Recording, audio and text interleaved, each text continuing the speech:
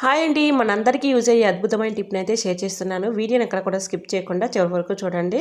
ఈ టిప్ తెలుసుకునే ముందు చిన్న రిక్వెస్ట్ అండి. ఫస్ట్ టైం మన ఛానల్ ఎవరైనా చూస్తుంటే ప్లీజ్ అండి, ప్రీవియస్ వీడియో చూసి మీకు నచ్చితేనే ఛానల్ని సబ్స్క్రైబ్ చేసుకోండి.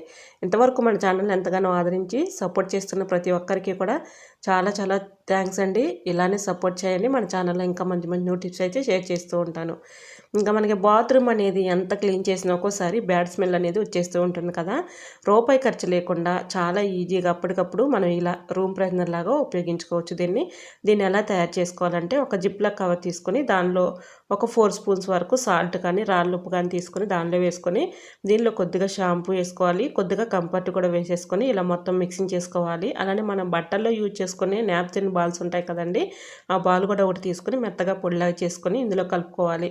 ఇలా ఈ 4 కూడా బాగా మిక్సింగ్ చేసుకున్న తర్వాత ఇక్కడ జిప్లాక్ కవర్కి అక్కడక్కడ హోల్స్ పెట్టేసుకోవాలండి. ఇలా హోల్స్ పెట్టేసుకొని బాత్రూంలో ఎక్కడైనా ఒక హ్యాంగర్ కట్ లేదంటే విండోస్ దగ్గర కానీ ఈ విధంగా పెట్టేసామనుకోండి, చక్కగా మనకి బాత్రూమ్కి వెళ్ళిన ప్రతిసారి కూడా మంచి స్మెల్ వస్తుంది. ఎటువంటి బ్యాడ్ స్మెల్ ఉండదు. నెగిటివ్ ఎనర్జీ అంతా కూడా పోతుంది. ట్రై చేయండి. వీడియో నచ్చితే లైక్ చేయండి. Thanks for watching.